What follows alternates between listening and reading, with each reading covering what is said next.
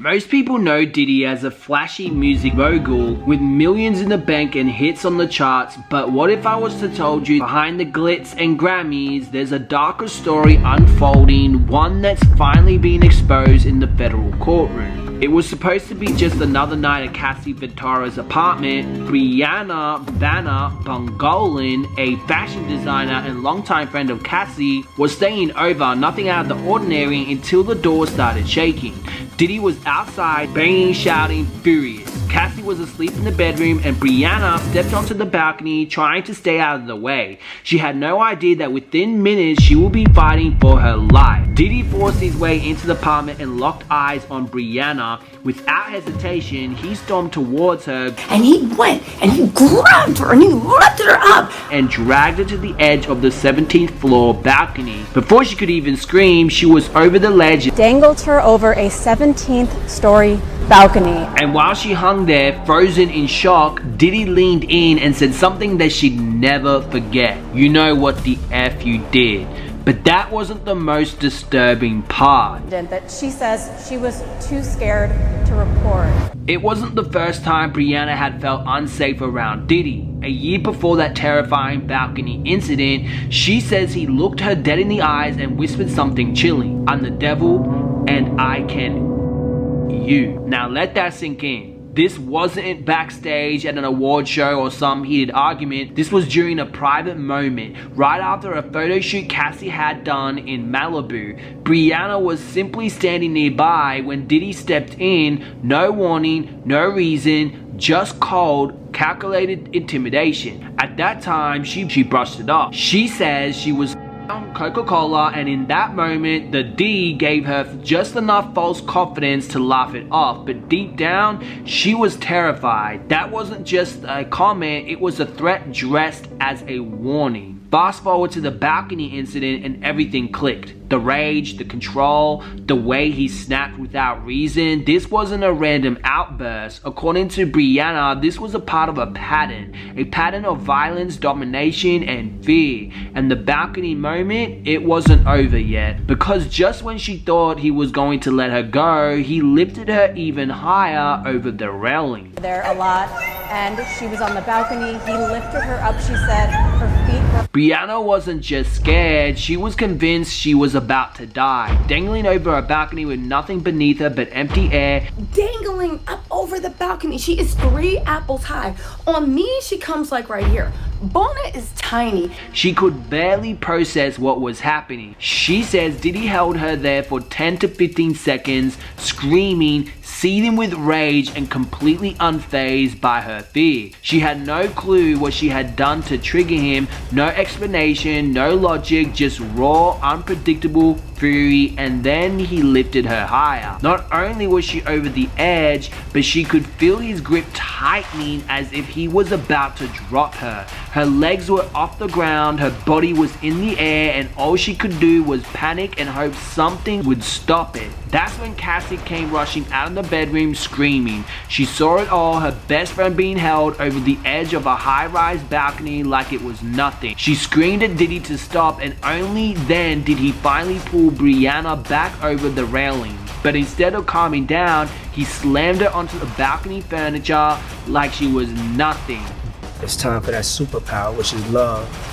It ain't no joke. Bruised, shaking, frozen in place, Bryana says she jumped up instantly, pure adrenaline rushing through her, but the moment would leave scars that didn't fade. And what Cassie said next, it confirmed everything. And that Sean Diddy Combs dangled her over a 17th floor balcony. Cassie stood there in shock, trying to process what she just witnessed. She looked at Diddy, then at Bryana, and the words flew out of her mouth. Did you just hang her over the balcony? It wasn't a joke, it wasn't exaggeration, it was raw, real disbelief. And according to Bryana, that wasn't the moment Diddy realized someone else had seen everything, and just like that he switched. He didn't apologize, he didn't explain, he left. Gone. But the damages, already done, and Bryana says she was left with the huge bruise on her back of her leg, neck pain, and a level of psychological trauma that would haunt her for years. For days after, she couldn't sleep, and when she finally did, she'd wake up screaming. This wasn't just a one-off incident. Bryana later revealed that Diddy outbursts weren't rare. They were a part of a pattern she witnessed again and again. And Cassie, she wasn't spared either, because what Bryana saw behind closed doors was way worse than anyone imagined. From night terrors and screams in her sleep. Now, according to Bryana, that balcony incident was just one example of many. She says Diddy's behavior behind the scenes was unpredictable, violent, and often terrifying. There were nights where things escalated so fast that you wouldn't believe it unless you were there. Like the night he allegedly threw a knife at Cassie during an argument. Bryana says Cassie screamed, and out of pure instinct, she threw it right back. That's the level of chaos they were living in. Arguments didn't end in shouting, they ended in people ducking for their lives, and then there were the want to bring in some information about his use. Bryana admitted that during those years, she and Cassie were regular users. Coca-Cola, Kate, Tassie, and sometimes even something else. And according to her, Diddy supplied it. Sometimes directly, sometimes through others, but either way, the lifestyle was reckless and dangerous. She says there were moments when she and Cassie tried to clean up, to get better, to stop, but it never lasted long, not in Diddy's world. And while the defense tried to use the D used to discredit her, Bryana held her ground. She owned her past, but made one thing clear: the fear, the trauma, the abuse, that wasn't a hallucination. And the scariest part, Cassie wasn't the only one backing her up. I keep everything right here. Cassie's, Diddy's longtime girlfriend and someone who had stayed silent for years, finally spoke up, and when she did, everything changed. In 2023, she filed a lawsuit accusing Diddy of and control over the course of the 11 years relationship, but buried inside that lawsuit was a chilling detail, a balcony incident involving a close friend. She didn't name Bryana directly, but the story was exactly the same. And when Cassie took the stand during Diddy's trial, she confirmed it. She had watched Diddy hold Bryana over a balcony, and she remembered screaming, begging him to stop. Her voice shaking in court, Cassie described the years of fear, control, and physical abuse she experienced at his hand. She wasn't the only one testifying, but her story carried weight because it wasn't just hearsay. It was first hand, it was lived, and now it was public. Between Cassie's testimony and Bryana's, a disturbing picture started to form. This wasn't just a toxic relationship, it was a pattern, a system, a cycle of manipulation, violence, and silence. And now that silence is over.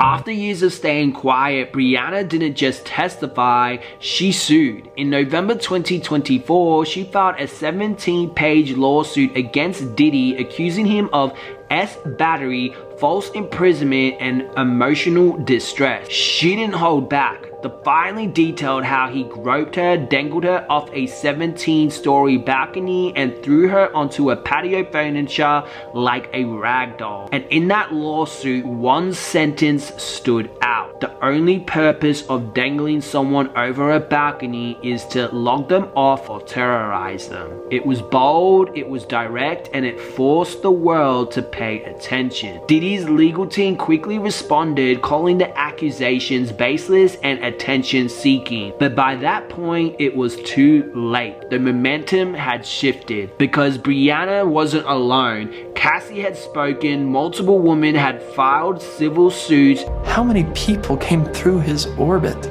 How many people could this have happened to? And now the federal government had stepped in. Diddy was charged with racketeering conspiracy as trafficking by force or fraud and transporting people across state lines for P. These are tabloid headlines. These are serious federal crimes. He was arrested in New York and denied bail. Now he's sitting in a cell facing decades behind bars if convicted. And the testimony from the woman like Bryana, it's not just shocking, it could be what finally brings everything crashing down. Whether these incidents ever happened at all. Bryana's story isn't just about what happened on the balcony, it's about what she had to carry long after it ended. She told the court she still has night terrors, that she still wakes up screaming, she checks over her shoulder when walking into her own home just to feel safe. This wasn't just one traumatic night, it was the beginning of years of fear. But what makes her story even more powerful is that she came forward anyway, despite the threats, despite the fame and the money protecting the man she was up against, despite being dismissed as